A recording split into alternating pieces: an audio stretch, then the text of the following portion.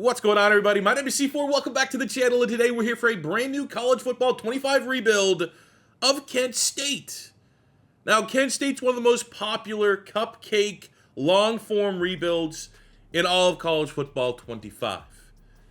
Did you know Nick Saban, who recently retired, who is regarded arguably as the greatest college football coach of all time, played football at Kent State back in the 70s as a defensive back? Did you know that Nick Saban started his coaching career in 1973 as a grad assistant at Kent State? Moved on to linebacker coach over the next 3 seasons. It's where it all started for the greatest coach of all time. Now, Nick Saban recently retired. Nick Saban has been very critical about the high-end state of college football with NIL and the transfer portal and all that. So what better scenario for him to refine his love for the game?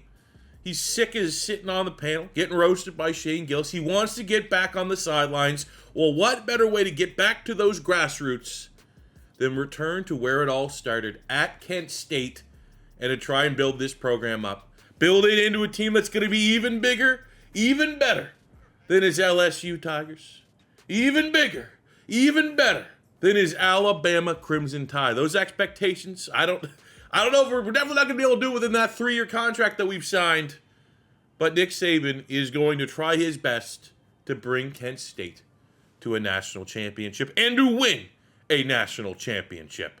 So I've had this Kent State Nick Saban rebuild idea. It's like the last rebuild idea that I had in my College Football 25 notebook that I didn't get to, like when we're doing these rebuilds every single other day, every week.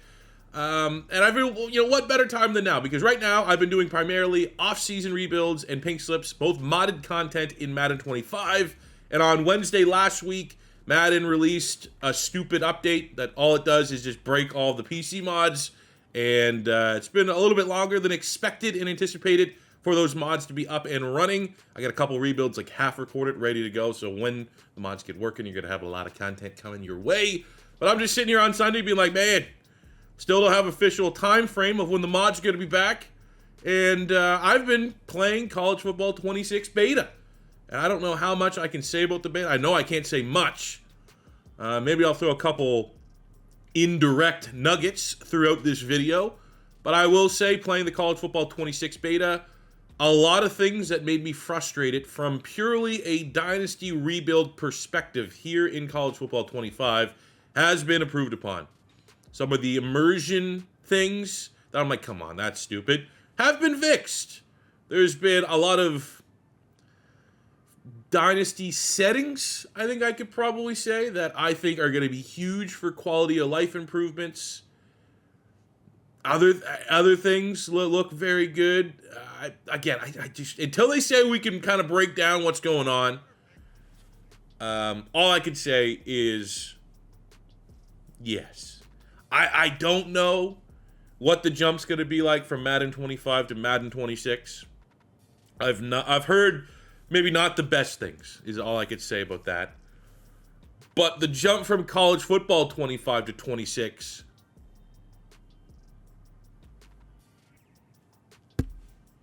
there. That's all. I'll leave you with that. So we're going to start by breaking down the Kent State roster, highlighting a couple dogs here. And at the quarterback spot, we might be able, pending, transfer portal nonsense, run with a quarterback here for a while. We have J.D. Sherrod, the redshirt freshman, not the highest overall, 72, so he's in the ballpark of being a starter. But he has the best arm talent on this entire roster. I think if you bumped up his awareness to just the difference between being a freshman and a junior, he would have a much higher rating than Clarkman or Ulatowski. But Sherrod has an impact dev trait, so it's not just normal for the 2-star out of Memphis, Tennessee. Look at the skill caps. So, absolutely sky's the limit of this guy becoming a damn good player, especially under the tutelage of Nick Saban. In the backfield, one of our best athletes is a running back, which I always love to see, and that is Gavin Garcia, the impact playmaker out of Pennsylvania. He comes in with pretty good agility, all things considered, 80 carries, not too bad. And obviously undeniable athleticism with that 91 speed and 95 acceleration. We're going to feed him. At wide receiver, we have the freshman Deshaun Martin, who is kind of close on his skill caps, but at 6'2" with 92 speed, 93 acceleration, great agility and change of direction. That is a height, weight, speed athlete that you're going to be very lucky to have, honestly, on a one-star program. But the top dog, which already has a deal breaker, so I'm prepared that we're probably going to lose him year one unless things are awesome, is Christian McCray. 2-star out of Indiana, impact dev playmaker. Still a little bit of room to grow on his skill caps, but we will be very, very lucky if we're able to keep him and keep him invested in our program and not hit the transfer portal. But if we can, it's only a sophomore. He could be a guy, man, especially with Sherrod long term. That could be an outstanding combination. The rest of the offense is certainly not great. Offensive line across the board is pretty bad. Our only lineman that kind of has a little bit of upside, Chris Farrell, the sophomore right guard, 73 overall, already has a deal breaker popping up, so it is going to be tough to keep him through the offseason next year unless we're very good. The same thing can be said on the defensive side of the ball. Our secondary is not good. Not really any upside as well. Underclassmen that are showing like a lot of that potential that you're going to go, oh, hopefully you could be plug and play for the foreseeable future. We have one pass rusher that looks really interesting. Stephen Daly, 77 overall, but at 6'2", 260, 86 speed, 90 acceleration. He is a very good athlete for the position. But like pretty much every other good player on this team with outstanding skill caps, he already has a deal breaker showing up, so there's a good shot that like we have a couple guys that feel pretty dang good to have on a Kent State team that I mean, playing style C+, that's usually, you know, a manageable deal breaker. Farrell's deal breaker is what?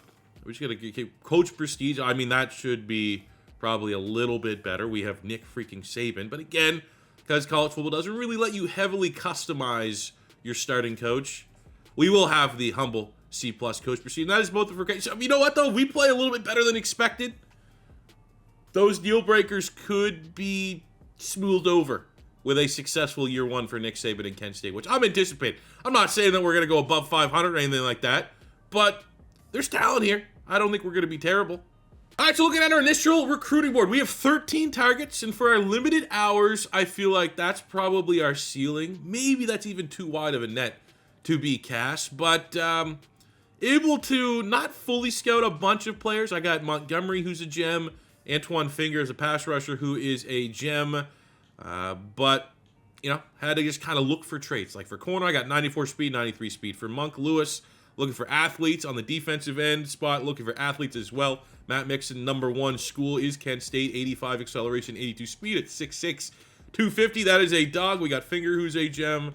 Couple linemen here. Just need linemen. So anyone that was like a 3-star that had us as their first school, we were on board with. I wish I could scout strength on all these guys. Usually that's my personal kind of tiebreaker. Strength is, you know, some of these guys could have like 70 strength. There's just no way that's going to get by. We have Khalid at tight end here, 6'4", 220 with 89 agility. That seems kind of like an outlier.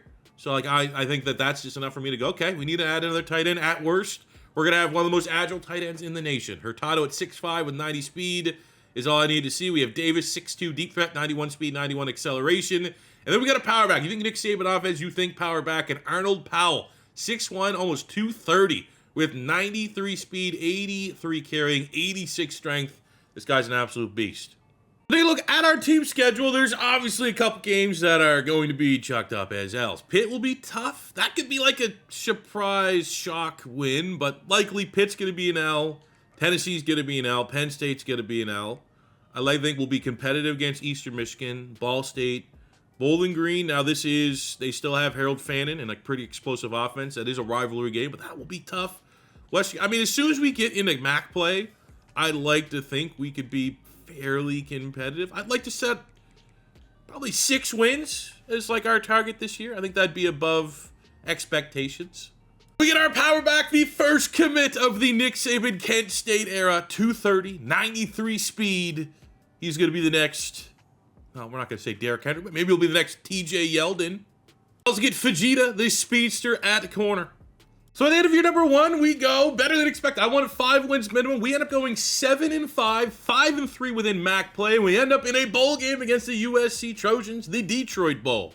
So our performance year 1 was, solid. More wins than I was expecting. We started with probably our best win of the year on my birthday, August 31st, 31-3 over Pitt. Now Pitt ended up going 3-9 on the year, so in hindsight, not the best, but we were huge underdogs. Pitt is like mid-80s across the board. We were 75 at best across the board at that time, and we beat the brakes off them. We kept it close against Tennessee. We didn't get blown out against Penn State, but an ugly loss against Eastern Michigan. Our worst loss of the year in the rivalry game against Bowling Green, 3-0, like a soccer score line, which is brutal because we would have won that one. I mean, Bowling Green was very good, very competitive this year. In MAC action, though, MACtion, Ball State win, Western Michigan, Ohio, Miami, Ohio, Akron, kind of, lost against Buffalo. We did struggle against some of the better teams, but, I mean, Miami, Ohio was a legit win. And we're nothing special. This is just getting in on the ground floor of what Kent State could potentially. And the fact that we got in a bowl game, I mean, maybe we could shock the world against USC and probably get the biggest win in Kent State history here in year one. Come on, fellas. We got Nick Saban, big game coach, brings elite experience, huge advantage over Lincoln Riley on the USC sidelines. Now let's see, can Kent State shock the world? Opening drive, nope. I mean, let's be honest. This was always going to be... Oh, 7-7! Let's go! Come on, Kent State. I mean, we're not getting blown out, which I think is, at minimum, like kind of what we're looking for. But USC could pile on here in the second half. I remember we're going with a freshman quarterback. I mean, we're keeping... It's similar to the Tennessee and Penn State loss, where clearly there is miles in between us and our opponent as far as quality, and we do our best to, keep it respectable. 7-6 for year one, featured in a bowl game. Pretty damn good year for Nick Saban in year one at Kent State. Now that our season is over, take a look at the stats. J.D. Sherrod, the freshman with the cannon, 2,700 yards, 24 touchdowns to 12 picks. Definitely want to see that completion percentage come up a little bit, but for a 75 starting quarterback, he was, 72, I think? Pretty good. If that's the floor, and that should be the floor, optimistic, because I didn't recruit a quarterback that he could be our guy. Garcia, just under 800 yards and 6 touchdowns. I believe he had a couple big games receiving, almost 1,000 yards is not bad. Not typical of like a Nick Saban run team, but O-line doesn't help. Martin, the freshman, with 600 yards, 4 touchdowns. McCray, who we need to do everything in our power to try to make it so he doesn't lead the team in the portal, just under 1,000 yards and 11 touchdowns on the season. Defensively, Guy Cologne led the team with 87 tackles. We got 8.5 sacks from Stephen Daly, who on paper was clearly our best player on the defensive side of the ball. Balat at D tackle, a little bit undersized for sure at 6'5", 250, but that's what you do when you're small school. That's a normal looking D tackle. He had 6 sacks. Both these guys underclassmen, so probably going to have to try to fend them off in the portal. Alex Branch leads the team with 3 picks. Shout out Clemson for winning the Natty here in year number 1. Shout out running back Gavin Garcia for being first-team All-American in the MAC. Lott, second team at D-tackle. With linebacker Jaden Studio, center Elijah Williams, and wide receiver Deshaun Martin making freshman All-MAC. So here's going to be the tough news here. We've got a lot of guys. A lot of them trying to leave. We got to try to prioritize the best. We got Garcia, the starting running back. No chance. I mean, we got 5 chances here. They're all, for the most part, juniors. We just got to try to keep the best guy. We got Olds, damn. We got Campbell. Damn it. We got the tackle, Obi-Digwu. Hey, there we go. We keep a lineman. And, I guess we'll try Bacca. All right. Hey, 2 of 5. Could have been worse. Could have been 0-5. So at the end of year 1 for Nick Saban, we ended with a top 75 recruiting class, 69. Nice. We land 17 3-stars, 1 2-star in the transfer portal. And I think, progress. Probably top 100 would have been, our bottom floor for our goal. And I think next year, if we're 69, I'd like to get into the 50s. It's going to be tough to do because we're still only a 1-star prestige school. But, we'll see if we can change that. Got a couple rivalry wins. Featured in a bowl game. I think it's very harsh that we're still only a 1-star prestige. We should have got at least a half, if not up to 2. But hey, that's the grind that we are embracing. Take a look at our transfer portal gets. We got Impact Dev here in the gigantic Nonar at tight end, 6'8", 280. We got Freeman at wideout, Reynolds at wideout, Yaquez at pass rush, and the big get is Keon Grays, the star dev wide receiver transfer. Now, he's a junior. Almost all these guys outside of Nonar are juniors, so they're just going to be kind of one-year rentals. But right now, the biggest priority for our school is get that prestige up. So let's get some win-now players. We have a quarterback in place. Let's get him some weapons to elevate this offense. Taking a look at our recruiting class. We get Hurtado, the 6'5 wideout, has a star dev with that 90 speed, so that is a get. Johns, a blocking tight end, has a star dev, who's kind of a late addition to our board. We got normal on Joel. We got an elite dev.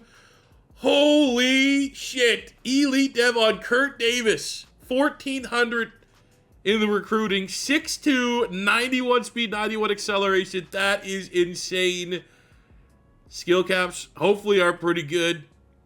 That could be, look right there with that dev trait, that starting point. There could be our first NFL player that we're sending to the league. We got an impact on the 3-star Monk. Star dev on Matt Mixon, the pass rusher. Finger with an impact dev. Normal across the O-line here. Powell, who's going to be maybe our starting running back, considering we just lost Garcia to the transfer portal, with an impact. We got Fujita with an impact. The 89 agility tight end with an impact. And our highest rated recruit, we added late to the board, the center Meeks in the 500, almost a top 500 recruit. Ends up just being a normal, and he'll likely be some depth. But man, oh man, Kurt Davis, let's go. So take a look at the team coming out of training camp. J.D. Sherrod, who started last year as a 72, jumps up to a 79. We knew there's a high ceiling because the skill caps were very good. Didn't gain anything on throw power. IQ went up, accuracy went up a couple points. Not too worried about the athletic side of things. Again, can't say too much about college football 26. I will say player progression, training camp, a lot better. Farrell on the O-line, being in the 80s is a big upgrade. 80s is kind of rare for our Kent State team right now.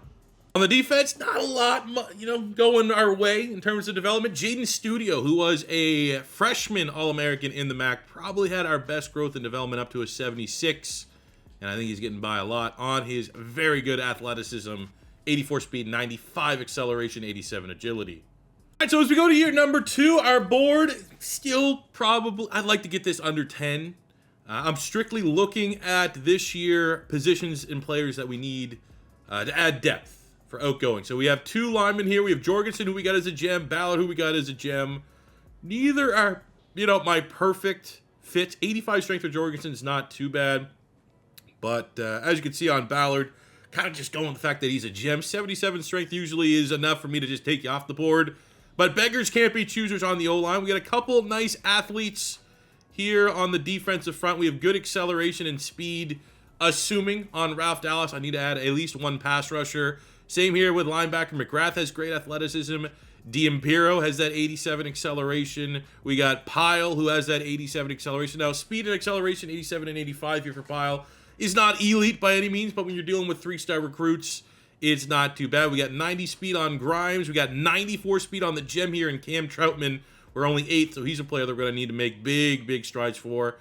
Kohler's athletic attributes, 83 acceleration is kind of bad, but he is a gem. He does have 75 pursuits. Like, maybe he could play safety. 5'11", 188 is not too crazy. I wanted to add at least 3 safeties. We are very much hurting on depth, and we have a bunch of seniors there. So we have McNamara, who's a gem. We got Beaver, who has great speed. Harper has decent speed, 89 speed, 91 acceleration. I like the fact that he has 80 zone coverage and 75 pursuit. And then we have Marciano, who has 90 speed, 90 acceleration.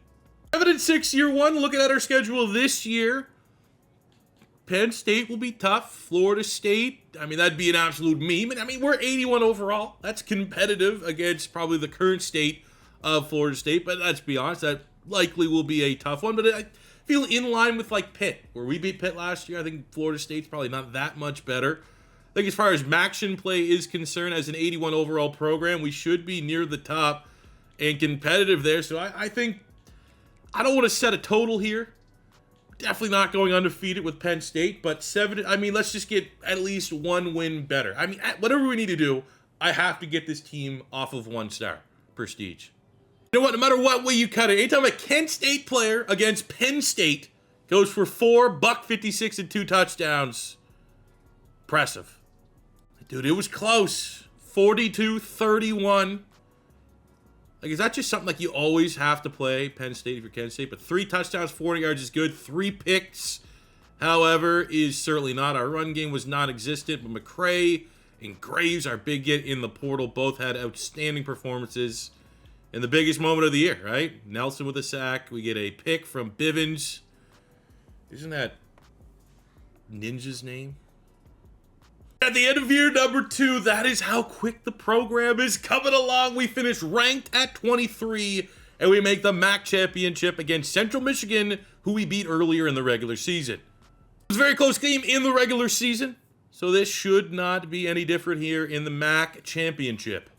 And while it may feel a little early to be competing for a conference championship, our team is what it is. We are, on paper, the strongest team in the conference, and we should play up to that level. We won 6 in a row. We go 7-1 in conference play. We have, points for could be a lot better, but points against, in true Nick Saban fashion, this defense is playing well above their weight class. Let's go. Last time, postseason, it was USC. That was very difficult. This time, very more manageable. Great English against Central Michigan. Now, let's see. Opening drive, defense gets a stop. That's how we've won. We've won with great defense, so we need to ensure that this game does not turn into a shootout, but 2 field goals for the good guys is not nearly enough. Our defense is trying their best, but the fact of the matter is we have an advantage when it comes to quarterback, and in the MAC championship, we get 0 out of our offense. That is incredibly disappointing. We were more competitive last year against USC. We are into the bowls again against James Madison in the Camilla Bowl. Let's see if we can get this win. Bowl game win could do wonders for our school prestige as far as getting us off 1 star. Oh, let's go. Able to salvage this season. Let's go, boys. 10-4, finish in the regular season. That's a big improvement from 7-6. Very disappointed we lost the MAC championship, but I think we'll be back with this group of players. Later in the bowl game, Sherrod played very well, 263 yards, touchdown, no picks, turnover-free football. Our run game contributed. Reynolds, the transfer, over 100 yards and a touchdown. And on the defensive side of the ball, got some nice pressure, 4 sacks on the day, and we got a couple picks from Folk and Dotson. Statistically this season, Sherrod is still going in the right direction. 3,300 yards, 28 touchdowns to 12 picks. Again, let that completion percentage come up just a little bit, but it is at least progress for our 82 overall sophomore. Running the football was considerably worse than what it was a year ago, but we also lost a lot of talent in the portal there. From a receiving standpoint, Krishawn McCray continues to be an absolute beast. 1,100 yards and 12 touchdowns, just under 9 for the transfer. Graves, Hopperton was solid for a tight end, but that's a look at senior, junior, who, we're always going to be at risk of losing the transfer portal. So that could be a lot of production that we need to replace next season. Studio leads the team with 76 tackles, also had 3 interceptions. We got 8.5 sacks from the redshirt freshman Seth Nelson at D-tackle. And he's actually like a true D-tackle, not one of these like 275-pounders. He's 303, so that is sick. We got 8 sacks from Rocco Nichols, 7 sacks from Daly, who was our best pass rusher a year ago. Everything else is, interceptions could be better. Shout out Oregon for winning the Natty. Shockingly, we did not have a single first-team All-MAC. We did second-team, McCray at wide receiver, Farrell at guard, Bellotta D-tackle, Brown at left outside linebacker. He also was on the freshman team, but that is downright disrespectful, I think. I don't know if this is going to be the only time we have a chance of progressing our school prestige, but we did at least get it up half star and finish the year with a 22 ranking. And I'm very happy the wide receiver has decided not to enter the transfer portal. We are going to lose Daly, who is our best pass rusher by a considerable amount. We're going to lose Odegiwu, who is our best lineman by, a lot of just valuable starters, but at least it's not like we're getting smashed in the transfer portal. But we had a Canadian? Let's go, Josh Backa. Year 2 recruiting, our goal was in the 50s. We get exactly that. We improved from 69th overall class last year all the way up to 48. Now, we're still only a 1.5 star prestige program, so I don't know if it's realistic that we could start getting some 4 stars, but 26 3 stars is helping us completely overhaul this roster and just raise the standard of our floor. That our transfer portal gets, didn't really do any scouting because, you know, it's an absolute bloodbath. You just kind of got to go after your players. So right now we're just going to kind of look at dev traits, see if we got any stars, couple impacts. Not overly familiar with any of these names. Aaron Childs at linebacker with a star dev power rusher. I thought, isn't he at Florida? Like it said he was at Notre Dame, but he ends up being the belle of the ball. And the other thing I wanted to target is I wanted to target freshmen just because it's just a lot more meat on the bone because you'll get them for 3 seasons. As far as our high school recruits, we got Mike Beaver, great name. Gem, only an impact dev. Elite dev on DeMarco Ballard at left guard. Let's go. We got 1 elite dev last year. Get another one. At least we keep that streak alive. A star dev here on McNamara at safety. Star dev here on Troutman at corner. We got a couple impacts. Normal, impact, normal, impact. I mean, star. There we go. Nate Jorgensen on the offensive line. Impact on Stitzer. And impact on Sharp, who ends up being our highest rated recruit in the 500s, which is similar and in line with where we had last year. Big class, though. 26 targets. So we get a mixed bag from training results. I think across the board, secondary saw some huge growth as Bivens, one of the best athletes in all of college football. Boma as an 80-plus player. We have Brown went up. We have Studio, who was our leading tackler last season. He's up to an 89 overall, which is insane. I moved him to off-ball linebacker. He's kind of like a hybrid. Meredith led our team last year as a freshman in sacks. He's up to an 82. You know, decent on the D-line. Max Mixon, freshman, developed a lot, up to an 82 as a redshirt freshman.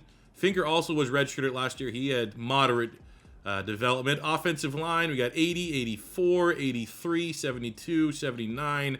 Look at that, the center, though. Meeks as a redshirt freshman up to an 80 overall, so we might need to switch him around just to get him on the field. Rayshawn Johns, our blocking tight end for a redshirt freshman, is up to a 78. Both him and Khaled were redshirted, and only one really had insane development.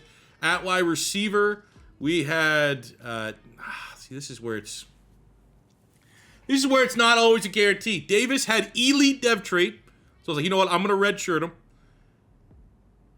Got nothing. Hurtado had, I think he was just a star, and he goes from like a 65 up to a 78, so we got a brutal roll there on the development. Davis as an elite dev should have had a lot more. Douglas as an 86 running back, solid. I redshirted Powell, the power back, moderate development. But the big bummer is with all the skill caps, Sherrod, another year starting, did not go up anything. Nothing gained to power, nothing really gained to accuracy. So that kind of sucks. This is pretty much him hitting his ceiling. But, I mean, still for a Kent State quarterback, 82 is pretty damn good. So now that we're in year number 3, the tough point is, like, when can we progress this school? And I think the writing's on the wall for us to maybe try and swing for the fences a little bit for 4 stars, as we have our first ever 4-star recruit that has initial interest in joining Kent State. Now, this is obviously only players are going to be included in my pipelines that I think we even have a chance at hell at getting. But I think now that we're starting to have interest in 4 stars, I should be able to go pursue other 4 stars as long as they're within my pipeline. That is going to be my plan because we've done great work the last 2 classes and transfer portals, adding a lot of depth. And I'm looking at, like, what do I need? Kicker, punter, and a safety. Like, that's what I need. Everything else, I have the hours to just swing for the fences and go after some 4 stars, even if it doesn't work out. And, of course, 4-star that wants to come here, kind of sucks. Great. So here's a look at our board. Maybe a little too aggressive, but we are down to 9 total targets. I think that's small of a net. And the 9 targets are including 2 special teamers and a gem kicker and gem punter. And the kicker with 90-plus kick power. Pretty rare, in my opinion, to find kickers with 90. Like, a lot of times they have, like, 70s. It's trash. But those guys aren't going to require a lot of hours, I don't think. Especially Tillman, we already have interest on him. So we are really looking at 7 players that we're going to try to swing for the fences. They are all 4 stars. I mean, I just went for the, as soon as I saw the athleticism, I was like, that's good enough. So we have George Minter. I do need a strong safety. He is one of our needs. 96 speed at 6'2", almost 200 pounds. Yep. I need an off-ball linebacker. And we got Josh Ackerman, a 4-star middle linebacker who has 90 speed, 92 acceleration. That's good enough for me. We have Nate Crook at D-line, 6'2", almost 310 pounds, with 83 acceleration and 80 speed, as well as 86 finesse move. This guy is Warren Sapp in the making. We have Cam Wade as a pass rusher, 6'3", 260, with 85 speed, 89 strength. He's probably one of the few guys. I wish I scouted him a little bit more, just kind of ran out of hours here. We have Jennings at wide receiver, 6'4", with 93 speed, 92 acceleration, 94 jumping. We have Spielman at running back, 6 feet, 192, with 95 speed, 91 acceleration, 90 agility, 87 change of direction, and 83 carry. And then we got a quarterback here in Swoop. I had to make sure I fully scouted him. I want to try to find a gem, but he does have field general in the mental, 92 throw power, very accurate with 85 short, 85 mid. Awareness is pretty decent. Not much of an athlete, but I think this is our best chance at getting a huge upgrade at quarterback and gets at least something in the pipeline. But I wish there was a gem there because it would feel a lot more optimistic about his dev trade. We really have like the perfect amount of recruits because we go light on the special teamers, and I think we make that jump up on Hardy at punter. We're gonna go 25. We could probably shave that back down to like 10 or 15, but we're able to send the house on everybody else, which is gonna give us a fighting chance. Our schedule this year is pretty. I mean, the template has been the same. It's like, all right, we got our Maction play, which as an 84 overall team, we are kind of the big dogs here in the Maction. But we have Ohio State and Stanford at a conference. Well, I think Stanford's manageable. Ohio State's obviously, thanks, make it as close as possible. But there is a possibility this is only a one-loss team if things go to plan. I was just like, I got to get a front-eye view here against Stanford. We are actually, on paper, a stronger roster than Andrew Luck's men. And I think in the sim, which is very tough to do, very much not always team ratings, a 20-3 start for this Kent State team. Big win over Stanford. As far as name value is concerned, what a way to start the season. Let's go. We get our first 4-star recruit. Now, not a gem, but it is arguably the most important position. Vernon Swope, the quarterback, local Ohio kid, is buying into the project. And I think that's what we're going to do. We're going to have to slowly chip away at the Cincinnatis. The Ohio, I think we got to get to a point where we are stealing guys away from Ohio State. We got to start to, at least at minimum establish ourselves as like the third big school in Ohio. We also get Jennings, which should continue, that could be a 1-2 punch. Unfortunately, we've lost a couple guys on the defensive side of the ball. We lost Crook, the D tackle. We lose out on Wayne, the defensive end. It's going to come down to the wire for Minter, who out of everybody on the defensive side of the ball, he is the one that we need. We need out a safety, but I'm very worried. He just had his visit. We didn't gain enough ground. He's going to Virginia Tech this week. I mean, we could get him, but I wouldn't be shocked if we get leapfrogged here. Just a brutal week, man. Lose out on the running back that I thought actually was going to be a lock. Lose out on the safety, and this is the gamble. Swinging for as many 4-stars as we did. Probably a little early in the context. I mean, we're still only a 1.5-star prestige program. So we got to, start, dumping back in, finding some 3-star gems. And we got some even more proof of dominance in one of our 2 rivalry games for the wagon wheel. Come on, can we get a little more creative than that? Absolutely beat the brakes off of Akron. The wheel stays in Kent, Ohio. Ooh, we go back late, find a 4-star. Didn't know what he wanted to do. We get Deshaun Clark out of Florida. He actually ends up being our highest rated recruit, 221 nationally. And when you look at this guy, he's solid. 6'1", 96 speed, 89 acceleration. Probably walks into a starting corner position by the time he's a sophomore at worst. And we have been very good. We have the 14th rank in the country, which maybe is a little generous, but we need to go first things first. We're in year 3. We're easily the best team in the MAC. We have yet to win a MAC championship, and I think that alone should do wonders for us getting up to at least a 2-star prestige this season. We go 10-2 on the season, 7-1 in Maction. We lose to Ohio State as expected. That was a tough one. We lost to Buffalo in the regular season, 31-26 way back in October, so we have a chance to avenge that. It was nothing but wins. Now, we're not beating teams probably as badly as we should, as we have very, very narrow, like a 1-score victory over Kennesaw State, very close game against Western Michigan, 1-score win over Toledo, 1-score win over Miami, Ohio. We had a relatively close game against Central Michigan till we pulled away late. 1-score win over Northern Illinois. So even though we look impressive, and especially see Kent State 14th, not really beating a lot of teams. In Buffalo, we meet in the MAC Championship. Already, it's a revenge game.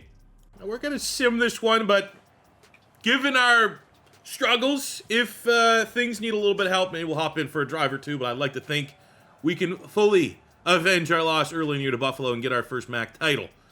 We have a very good team. Opening score does go to the good guys. Trading points, not a lot of defense being played here, which is not really Kent State football. We play great defense. Game's kind of, now it's slowing down. Buffalo gets a go-ahead score. Ugh, I think we got to come in for this drive.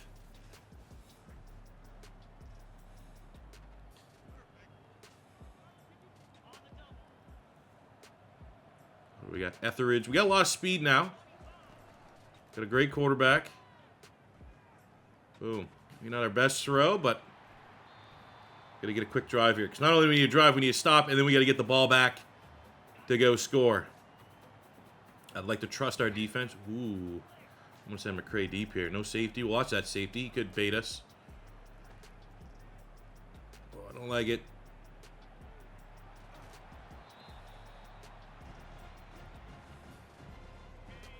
Play action read. Primary read is anytime we can get the football to McCray.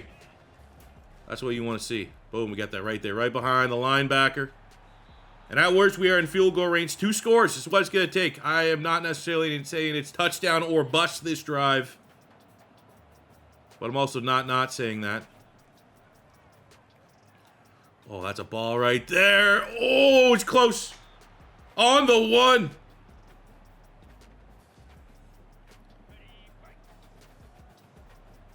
Pound this one in. I know the running back is not a featured player in our offense. We are very pass-heavy, kind of anti-Nick Saban, but that is what we need. We are now tied up. Oh, 21-14! They do it themselves! That's what we want to see. Year 3, Kent State gets their first MAC championship. Need a little bit of help, but not too much.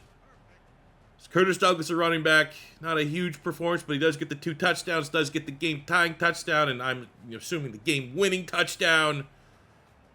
And really the first true piece of success. All due respect to our bowl game win last year over James Madison, but this is kind of the first of hopefully more of building blocks of the Nick Saban era here in Kent State.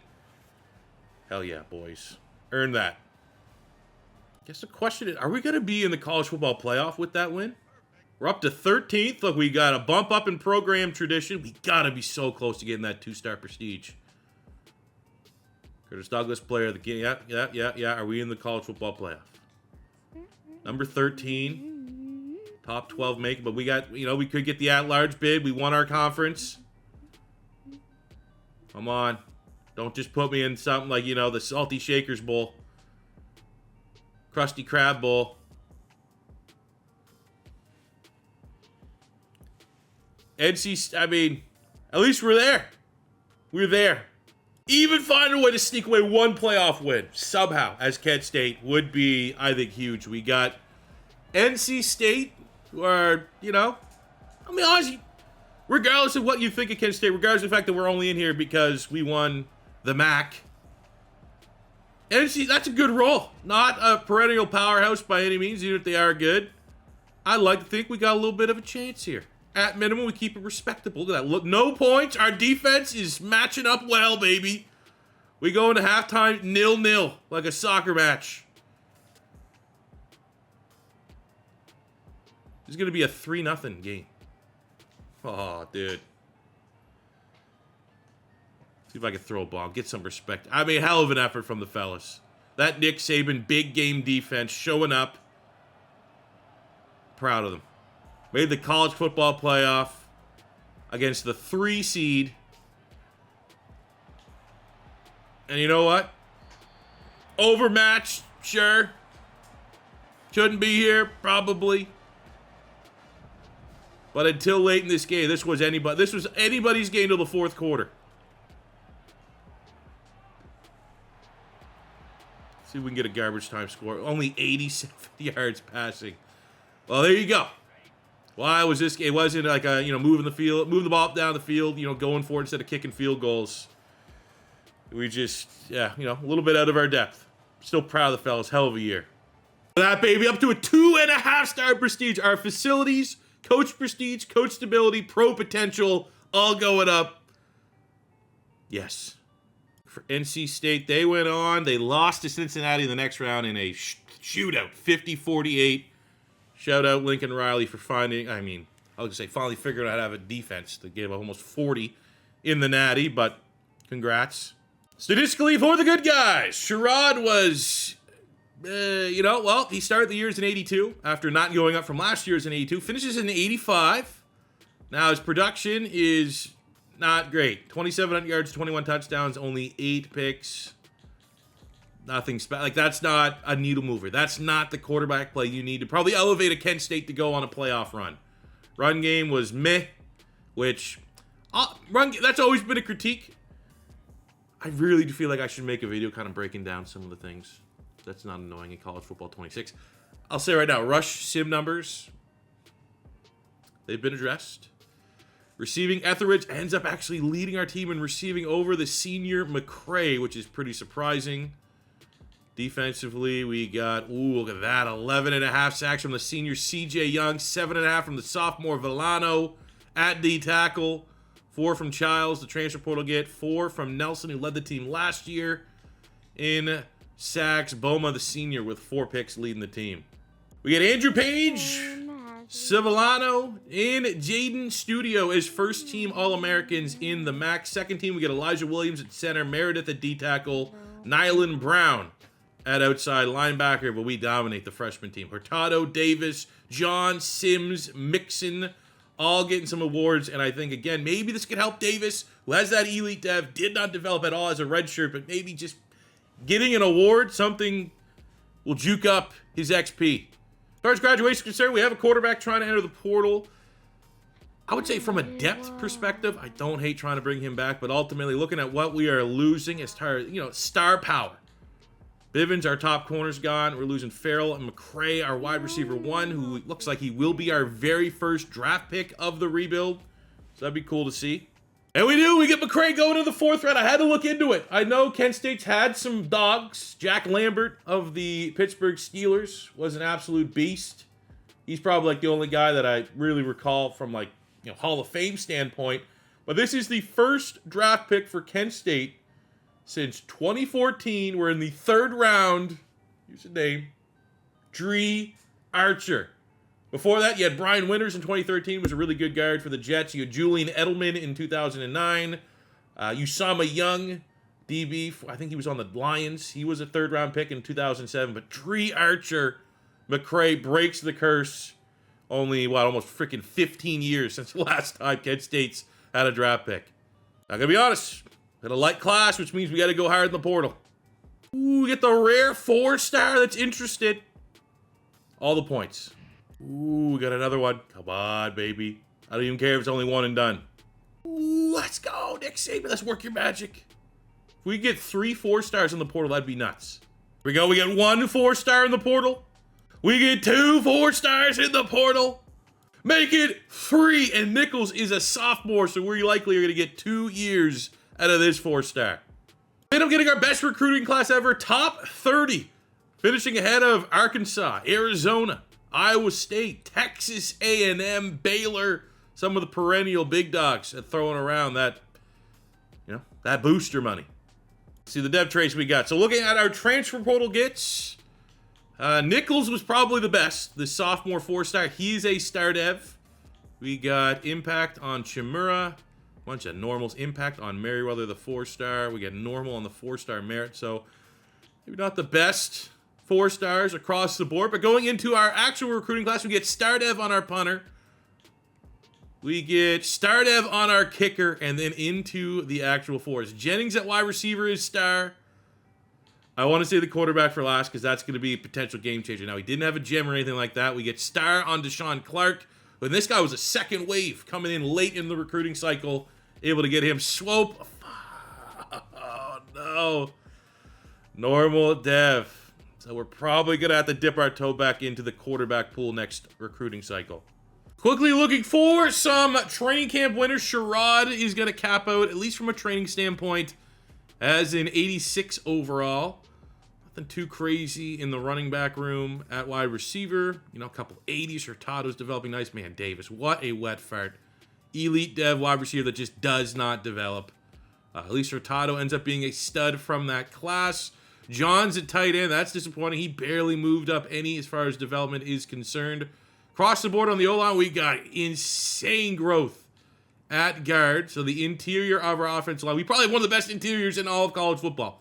But our O-line is competitive enough that, you know, if we can get another run at the college football playoff, and as we are an 89 overall team, expectations are that we're not going to regress from last season.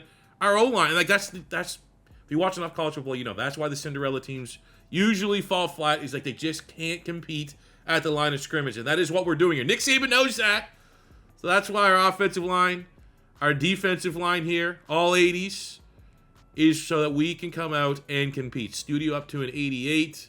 That's some good development there for our linebackers. Nyland Brown up to an 89. Our secondary didn't go up as much as I was expecting. Thought we'd have a couple mid-80s. Same with our safety room. So as we start year number 2, I'm going to go with the same approach that we did last year. Small board, big targets. We are in line for a lot of these 4 stars now. Obviously, we saw last year that it was about a 50% rate, even if they had us as our first interest. Once it gets down to the nitty-gritty, we just still don't have the levels to compete with the Ohio States and Penn States. But we look great in every spot outside of the tight end here, Isaac Wade, which, you know, those are relatively small schools that are ahead of us, so I think we should be able to gain some ground there. Good news is, I mean, everything seems to finally be coming together for Kent State. Now going into year 4, we start with a preseason ranking of 20th, and we get a chance to avenge our playoff loss against NC State. But outside of that NC State game, you know, UCF maybe could be a little tricky. Northern Illinois wasn't bad last year. Bowling Green for the rivalry games always been tough. Buffalo was pretty damn good last year as well. But for the most part, this is probably the first year, depending on how things go, and we'll hop in right away and see how this week 1 game goes against NC State. But outside of that, I mean, confidence to run the table as an almost 90 overall MAC team is pretty high. I mean, to a roster, 89 overall against a 90 overall, we have the slight advantage offensively. They have the slight advantage defensively. It was close last game. It was ugly till the 4th. It's definitely one of those games you kind of wish was a home game. Maybe that would be just enough to give us a slight advantage. But regardless, this is kind of just see where we're at early season. I think once we get back to MAC play, regardless of what happens here, we'll be able to regain confidence. But if we can get a win here, you know, we got a lot of seniors. Got a lot of guys that have been here since the very beginning of Nick Saban, Kent State. And at minimum, we're at least going into halftime with a lead up 7-6. This game's as ugly as last year's college football playoff game. But I'm a little worried because our team could run out of gas. A minute 38 in the 4th quarter. 14-14. Our team is playing their ass off on the road. Can I get a shot play? At least one to set these guys up. We got Max Stadium Pulse. Who's our new wide receiver 1? Is it X? Oh, that's not a good ball, though. Better ball. Hell of a game for Sherrod. He didn't even have like 100 yards till the 4th quarter last game. That'll be by 1 shot. Let's see if they get it. The 43-yarder to Hurtado, who's probably our best wide receiver 1, height, weight, speed guy. Minute 33. We get the touchdown, and Kent State starts the year avenging last year's playoff loss. And with this 1 win, though, it now shifts the expectations this season because we got Maction. Here on out, we should be able to run the table. This could be an undefeated regular season here in year 4. In week 5 of year 4, our biggest recruitment week yet. We get the 4-star Isaac Wade, the 4-star pass rusher Dennis Hicks, the 4-star linebacker Cortez Isaac, and the 4-star corner Derek Cahill. Optimism here in year 4 after how we started that we would go undefeated. We were undefeated for a very long time. Look at that. Win, win, win. Now, they weren't, again, one thing that I think I'm going to change is because when you have a Nick Saban team, you got a bunch of different playbooks you use. I've been using Ole Miss playbook, Lane Kiffin, right? And I don't know. Like, we're just not kicking the crap out of teams. South Alabama, now they finished ranked.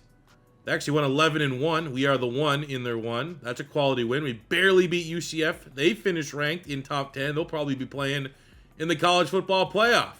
Barely beat Northern Illinois. Not an impressive win over Toledo. One score win over Ball State. Barely beat Akron. Barely beat Eastern Michigan. And then we lose in the rivalry game against Bowling Green. We barely beat Central Michigan. We lose against Buffalo. That pretty much cost us any chance at the college football playoff.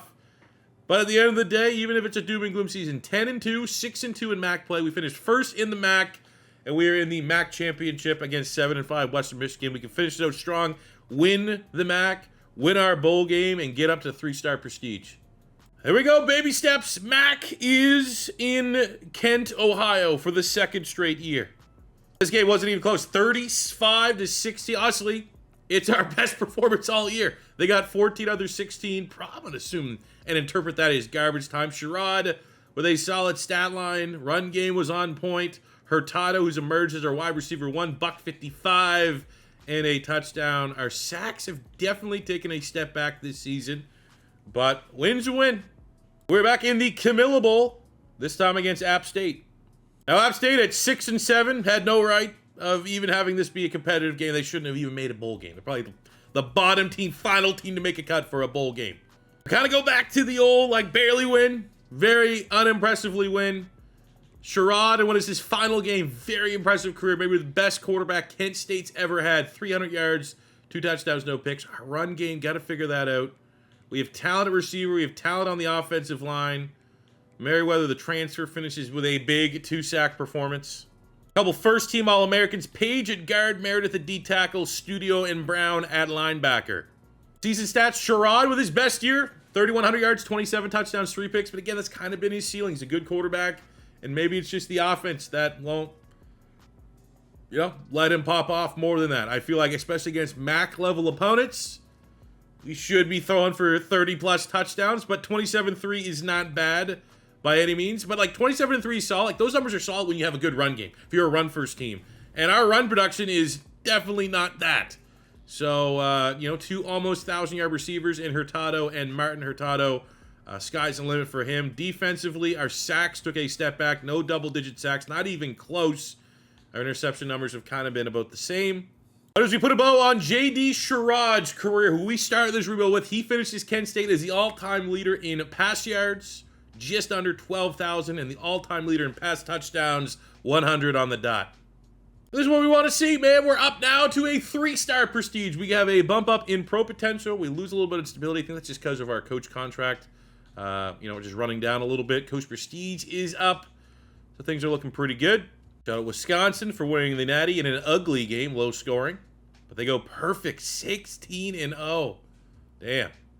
As we say goodbye to the outgoing class, looks like Page is draftable. I would say looking at these ratings, I'd like to think Sherrod would be probably a day 3 pick. But, also maybe not. You probably have to tear up the back to get drafted. But Studio is an 89 linebacker. Also, very surprised he's not projected to get drafted. Ooh, there we go. Okay, that makes sense. Send 2 guys to the show, Page and Studio. Corrected itself there. I will say, man, this is one thing I'd love to see, wink, wink, get fixed in college football 26. We are a team on the up. I should not have 3-4s. I'm going to try to get, just because, even though they're all just 1-year rentals, they may potentially start for us. But for a team like Kent State that's trying to look and figure out how to take their program to another level, the fact that I have better recruits available to me, because everyone's locked, right? When I'm a 1-star program than a emerging 3-star is incredibly frustrating, because I get when you're a 5-star program, your team is absolutely stacked, right? It would make sense to be able to go in on absolutely everybody, because a lot of these guys are leaving because there's just, not enough. They want to start, right? And they're not going to join a better team and not start and be in the exact same situation they were before. But, I'd like to think realistically, if Kent State's popping off the way we've been popping off, making college football playoffs, and we have, for example, no starting quarterback, I feel like there would be absolutely a chance that we'd be able to at least talk to some of the top quarterbacks in the transfer portal. But the fact that literally 0 want to come check out my program is like broken would be the only way I could describe it. So taking a look at National Signing Day, didn't really get bit too much by fully committing on 4 stars versus casting a gigantic net and have, like, our roster's just pretty much at capacity, which is why I like to grind as much as I can year 1, year 2 of these rebuilds and just build out the roster. Get a bunch of 3 stars, try to get a bunch of 3-star gems so that we can, with still our limited hours, just strictly prioritize finding guys that are going to elevate the program. And I think that's just why, you know, these other teams around us, 20, 30, we go with 11, but they're all 11 4-stars. We are going quality over quantity. And look at the players we got. We got Johnson normal, 4-star in the portal, Segrin star in the portal, and Lacey impact in the portal. All these guys are going to have great chance to start day 1, especially Johnson at almost 400 pounds on the offensive line as a beast. Looking at our actual recruits, we get Jason Brahms, an elite dev center, who also, I might move this guy to fullback. Or I wouldn't do tight end, but I think this guy would be a very fun fullback. Maybe even D-tackle. Just the stats are very 89 strength, 90 lead, 90 impact, 78 speed. Like, that just seems like a guy that'd be fun out in space. I don't know. We'll see. We got Galevsky, normal dev tackle. We got Sawyer. Dude. Elite dev, no gem quarterback. Let's go! Impact. I don't even care what the rest of these guys are. There we go. Impact. Elite dev on the tight end. A vertical threat tight end, which is good because our current starting tight end is a blocking one. Oh, man.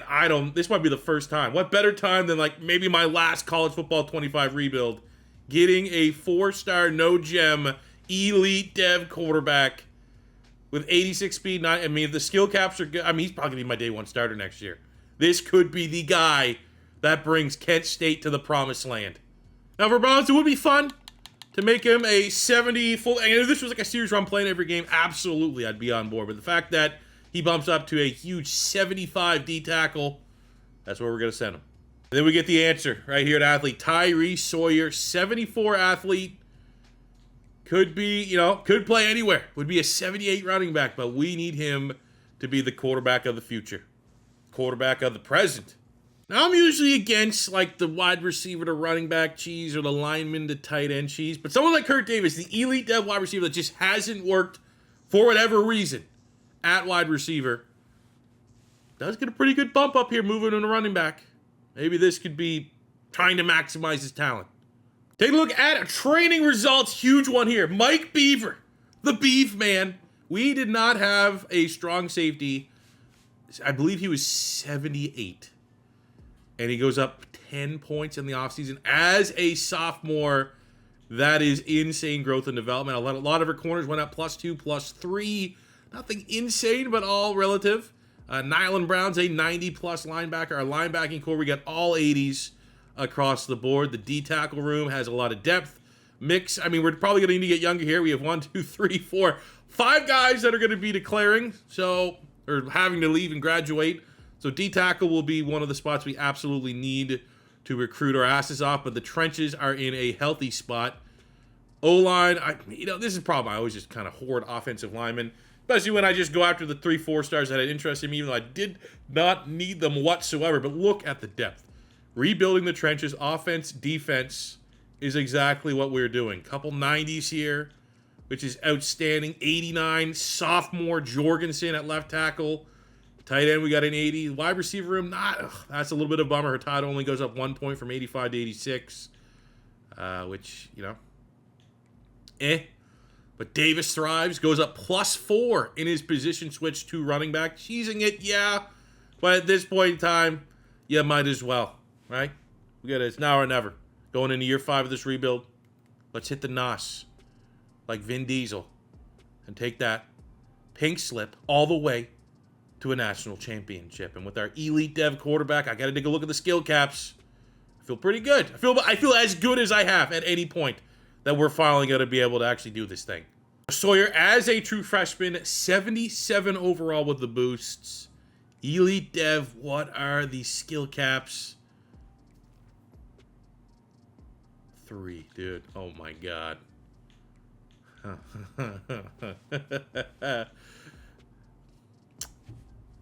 We could, portal, yada, yada, yada. Bad things could happen. Let's look at this optimistically. As long as he doesn't just, for whatever, get that weird random RNG, doesn't develop in the offseason, this is our guy. As we go into number 5, as far as team overall and expectations as a 92 overall, one of the best teams in the nation. You look at our schedules, the first time we're not taking on, at least at some point, like a team that's like, you know, your Penn States, your Ohio States. Our toughest game likely is Kentucky here, week 2. I mean, we know how, if you remember anything about college football 25 Dynasty, it is so hard to get an undefeated season, let alone just like an undefeated regular season. But, you know, from a team overall standpoint and a schedule standpoint, it certainly is in the cards. But we have a true freshman at quarterback, so there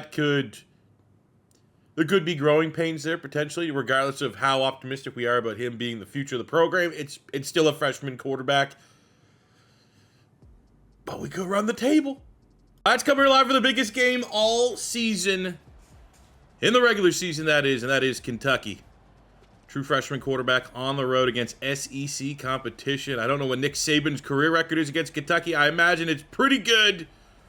But the freshman quarterback, oh no, it's just... we get a little something here. Get a little bit of momentum, but ultimately, we keep the game. We got to pick. Can I come in and tie this up? Can I come in and win this because they missed an extra point with a true freshman quarterback getting the ball after an interception a minute to go in Kentucky territory?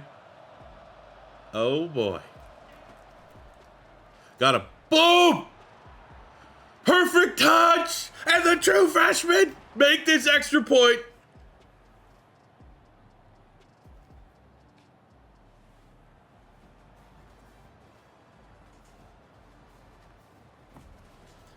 Now, I said last year when we beat, who was it, NC State, that like we should be able to run the table. We slipped up against Bowling Green. We slipped up against Buffalo. But for a true, we didn't have this. We didn't have this under center. Let's go. Fuck. With the L, we are in the MAC championship against a ranked Buffalo. We only lost once. It's so damn hard, man, to run the table in the regular season. It must have been something with the rivalry game that like makes it closer, which is good. I think they're I'm usually ratings 100% of the time over anything else. I do think maybe you could sprinkle in a little bit more cheese in these rivalry games, especially when it's a team that had, like, at that time, Bowling Green had 5 wins. We were 10-0. Maybe give them a little extra juice to try to spoil the perfect season. I will say overall this year, though, offense felt more explosive, and for having just a true freshman quarterback, we're kind of, at least from a quarterback standpoint, at the floor of how good this guy could possibly be. Very happy with where we're at. Now let's get a MAC championship. With that win, should put us into the college football playoff for the second time in this rebuild, and we'll see how far the kid can take us. Goddamn right. 3rd straight MAC championship. And it was a close game, 24-21. We had to score 10 points unanswered in the second half in the 4th quarter. Not a great showing. True freshman quarterback played like a true freshman quarterback. Run game was on point. Defense got the job done. We got the sack from Mixon. 2 turnovers in the secondary. With that win, we jump to number 12 in the polls, and we get number 4 Mississippi State in the first round of the college football playoff. The first time we featured a college football playoff back in year 3, we played number 3 North Carolina State, and that game was close. It literally was like 0-0 until the 4th quarter. So our team punched way above their weight class. This time it's a lot different. That time we were like, what, an 83? 84. This team now is a 92 rated. We just need a chance, and we will kick that door in and go on a run. Opening drive, score, touchdown from the offense. Defense falls a little flat there. Come on. I mean, again, close. Kent State with a lead in the second half. Come on, boys. I just want one. Let's get one taste of playoff victory here in year 5, and we can build off of that. I'm not expected to go on some generational run, and Kent State in year 5 with a true freshman quarterback gets an upset. First playoff win in school history, 21-14 over Mississippi State.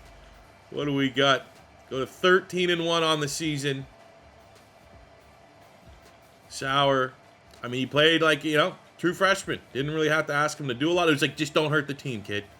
That's exactly what we got. 1 touchdown, no pick. Our run game's been able to take a lot of the pressure off. Kurt Davis making the switch from wide receiver to running back has been huge for this team. Defensively, I mean, again, nothing crazy. Childs with the sack, no interceptions. But a win's a win. Cotton Bowl, winnable. If I'm going to draw any team that's probably left in the college football playoff, give me Tulane every day of the week. As you can see, tail of the tape against Tulane, we are better in every single category. That'd be nice. That'd be nice. Even just if this is our last win, a Cotton Bowl win, because we're still chasing that school prestige. Let's get it 3.5. Let's get it 4-star. Let's make it that much easier. This would be huge. Signature bowl game win. First score goes to the good guys. Second score goes to the good guys. And we are going into halftime up 10. And this defense is pitching a shutout. 17-10.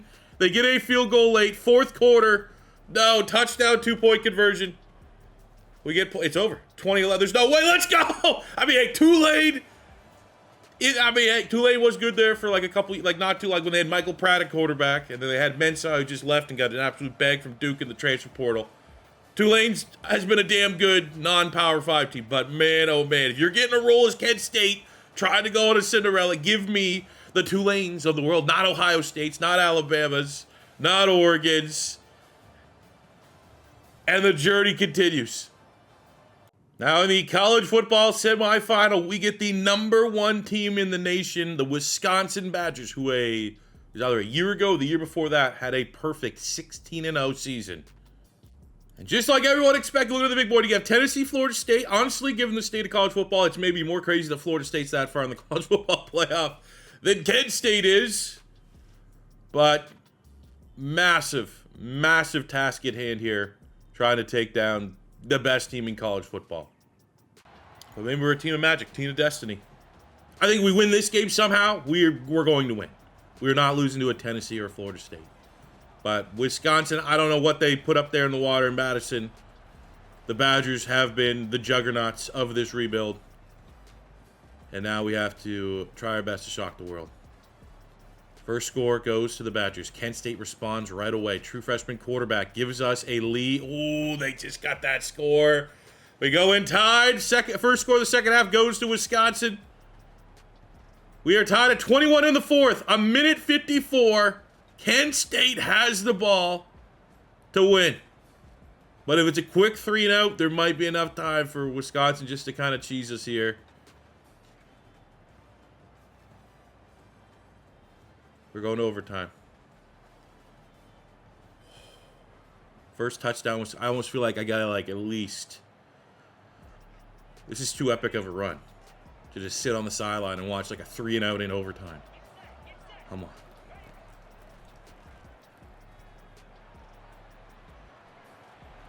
We got a dual threat. Slide. That's 100% where I fumbled the fucking ball.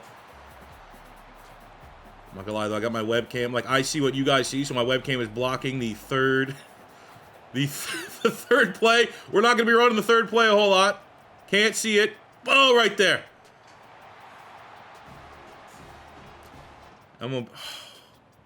I personally would like to go for 2. Now, I got the first overtime. If it's meant to be, they'll get the second overtime score, which we do.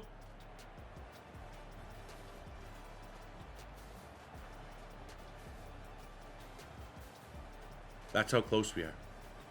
We got a young team. We're not loaded with seniors. And our true freshman quarterbacks are only going to get better. We'll be back. Fuck. And Wisconsin, we took too much out of them. They got too much of a beating in our overtime thriller for them to compete in the Natty, and Florida State wins. If Florida State can win, we can win. Now, take a look at our player stats. It's inflated a little bit versus, what we've had in years past because we had a little bit more games, but still, you could just get the vibes. 36 touchdowns. We were not flirting with 30 with the previous regime under center. So that feels pretty good. Our run game was solid. Sawyer, great dual threat for a true freshman. 4,000 yards, 39 touchdowns. Dominant. Still no 1,000-yard receiver, but a good 1-2 punch there between Sharp and Hurtado. Defensively, we got 13 sacks from Childs, 5 from Silvano. So those are, man, we're going to replace that. Both those guys are graduating.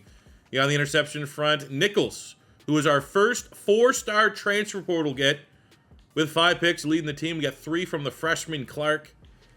But we're, you know, it always is a little bit of a bummer when your best players, by far, especially on defense, are seniors, because now we got to replace those guys. As far as first team All-American, we got a whole lot across the board. I will say the only thing that kind of pissed me off a little bit is Sawyer does get Mac freshman All-American, but he does not get national freshman All-American, which is bullshit. Looking at our outgoings, couple portal players, not the end of the world. Got Darlin to come back just to keep that depth at running back. As far as draftable players, we have Nylan Brown, projected to be a second-round pick. I think, you know, you might have a shot here with, like, some of the linemen to, like, you know, go 6th, 7th round, which I need. That'd be cool. Help out with the pro potentials grade. Man, oh, man. No bump in team prestige as of yet. As we said, 2 players to the league. Brown going in the 2nd round, Lacey going in the 7th.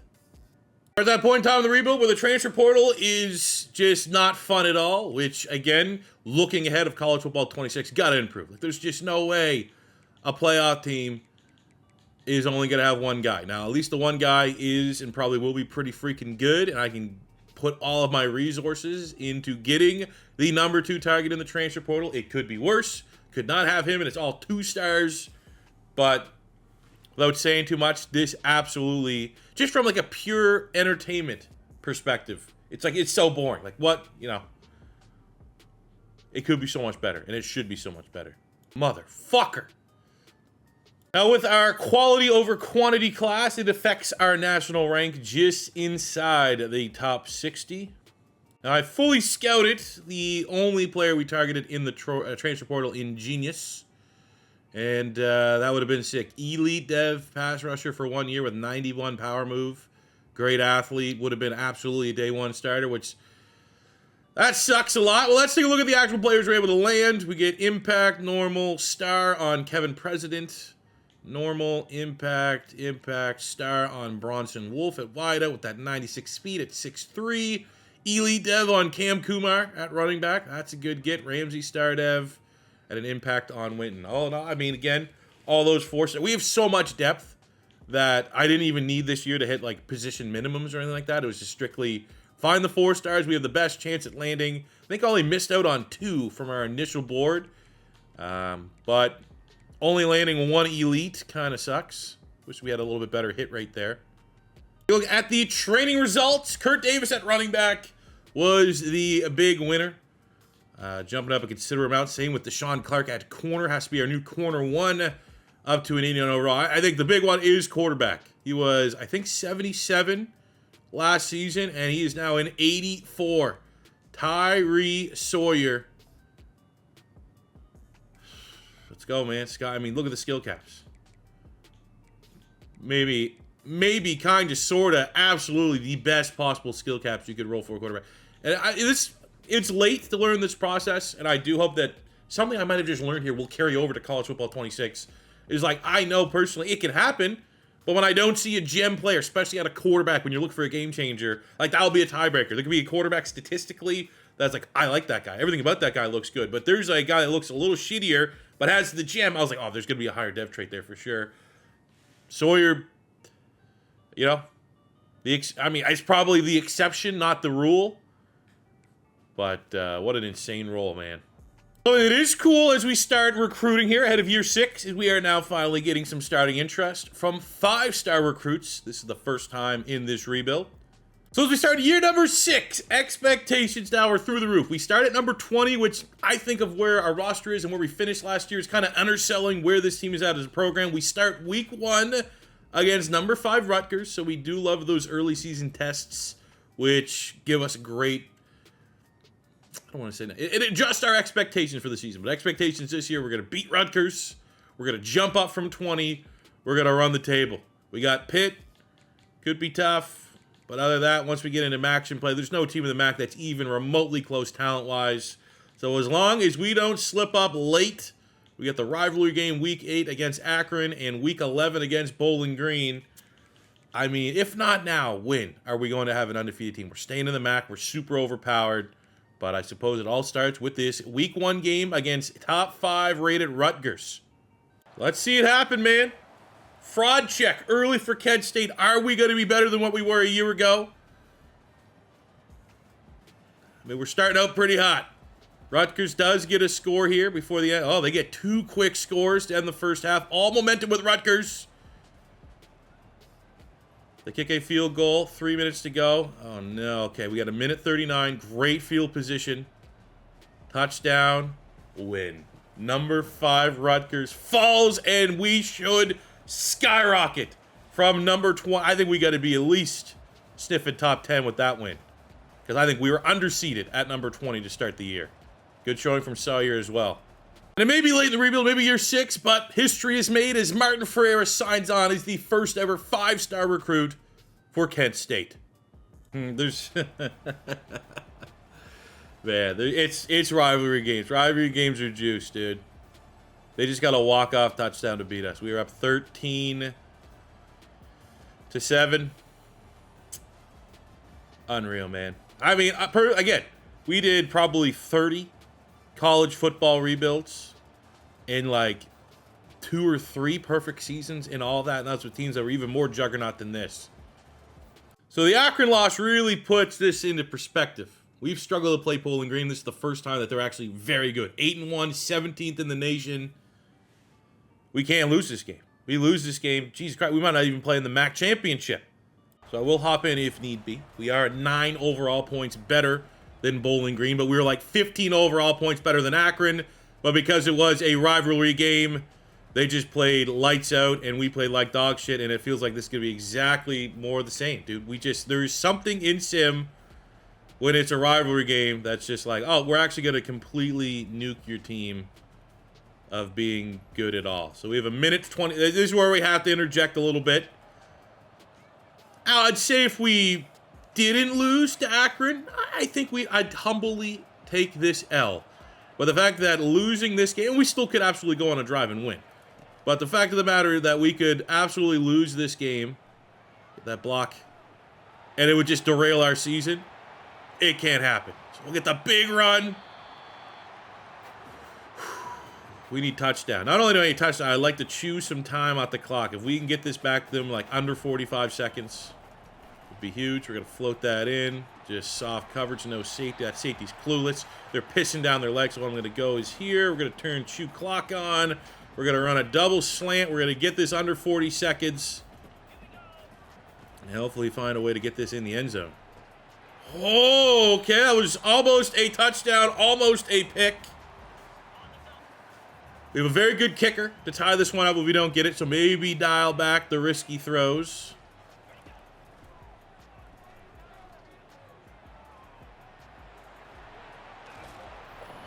Okay, timeout.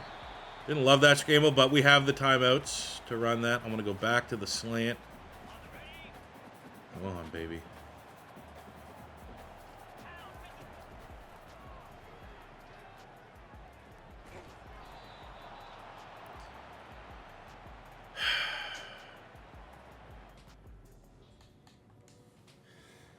Gotta take this to overtime.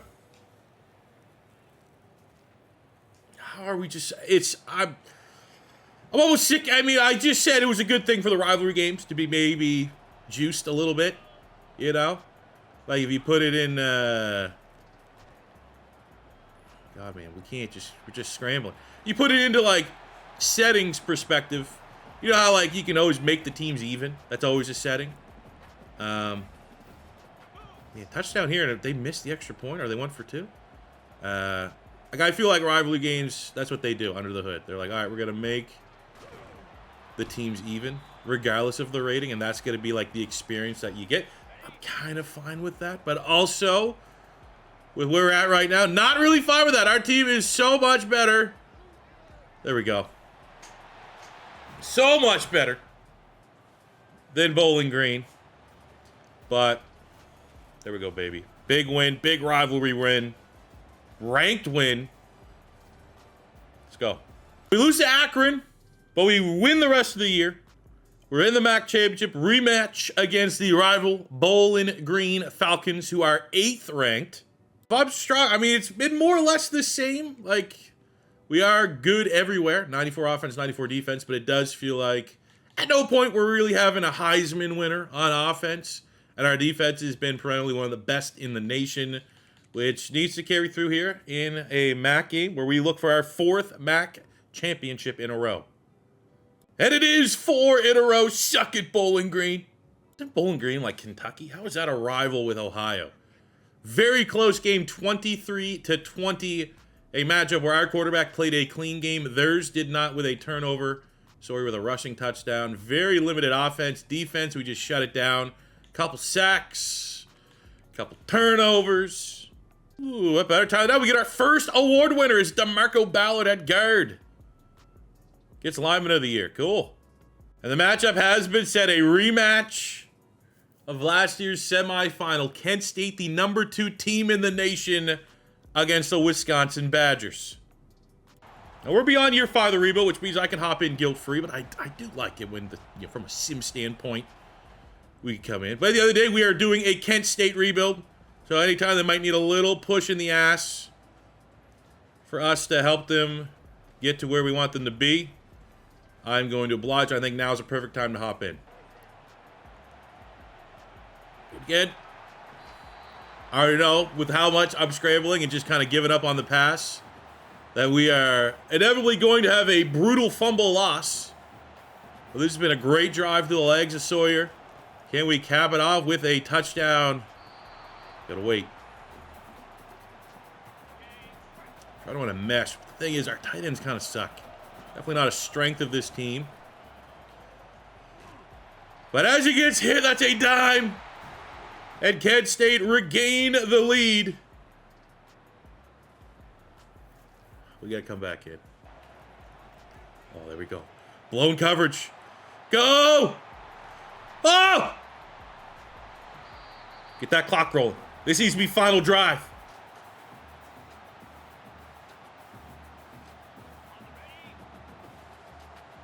We already lost that nail biter against Akron because we did not have the ball last. Just absolute dimes to the tight ends. Stay in bounds. It's cool. Okay, we gotta figure this out. God, I'm not gonna say I just screwed us, but I think we throw it with the intention that quarterback run might be the first read here. I want Ramsey to run that. Let's go, baby.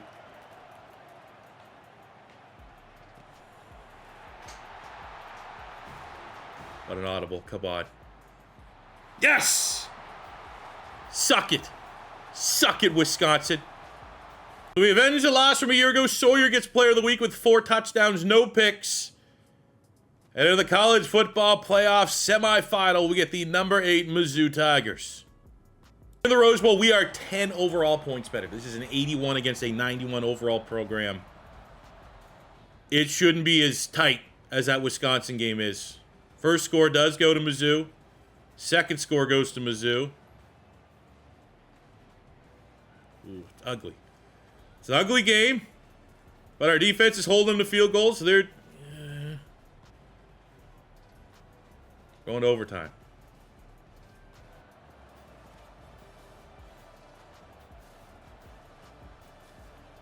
Not gonna be easy. It's never gonna be easy. But in the college football playoff semifinal, that stout Nick Saban signature playoff, not even just playoff, championship caliber defense shows up, and Kent State's in the natty. We get a little bit, I'm not gonna say Cinderella, it's Miami, but they're number 11. It is Miami versus Kent State national championship. I'd like to think statistically, I mean, that touchdown to interception ratio is great for the quarterback. Maybe not as much as yards. You'd like to see probably more than 2,900. Our run game has been kind of, I wouldn't even say it's fair to say complimentary. No dominant receiver, but it's that defense. Our defense has been stout. No prolific pass rush. interceptions are probably the best they've been at this point. But let's be honest, this is just a complete team effort. We don't have any standout players outside of the fact that we know our quarterback is an absolute beast. And after 6 long years, Nick Saban returning to his football roots at Kent State, out of retirement, for the love of the game, is 4 quarters away from the greatest turnaround in college football history. Kent State, like the worst program going. I'm not going to say anything that could jinx this. Outstanding start. Pitching a shutout. 1 more touchdown. Oh, we get the field goal, but look, if we get a shutout here. Oh. Yes! I thought they were going to get to, oh my God, let's go. I thought they were going to get 2 touchdowns. Our 13 points is not going to be enough, but Kent State, year 6, national champion. Suck it, Miami, overrated. Mario Cristobal, I believe, part of that Nick Saban coach tree, gets out coached by the GOAT. And Kent State are national champions. Also, hey, can we add older looking coaches? That was the closest thing I could get to Nick freaking Saban. Looks like an NXT generic wrestler, okay? But Kent State national champions. What a way. If this is end up being our final.